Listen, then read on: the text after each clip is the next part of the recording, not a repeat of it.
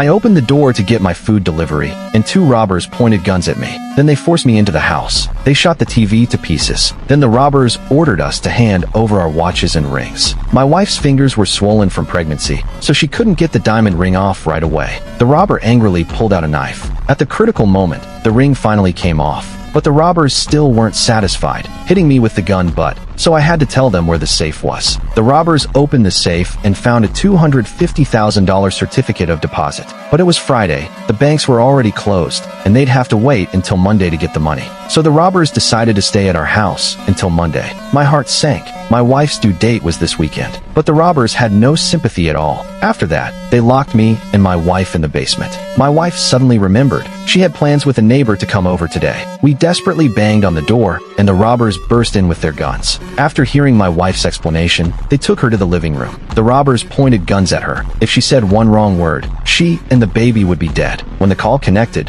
the neighbor said she was almost at the door. My wife started cursing at the neighbor over the phone. The neighbor was completely confused by the yelling, but eventually left. Because she was so upset, my wife threw up on one of the robbers. That robber slapped her, then went to change clothes. My wife took the chance to ask the female robber to get her a painkiller. While the female robber was going through drawers, my wife secretly grabbed the spare basement key. Once back in the basement, she immediately showed me the key. The garage was right next to the basement, but the car keys were in the study. We decided to split up. She'd go to the garage, I'd get the car keys. I tiptoed into the study, but the female robber was in there reading. Luckily, the car keys were near the door. I grabbed the keys, rushed back to the garage, and immediately started the car. But just as we pulled out of the garage, the female robber came running after us. Even worse, there was a car blocking the road ahead.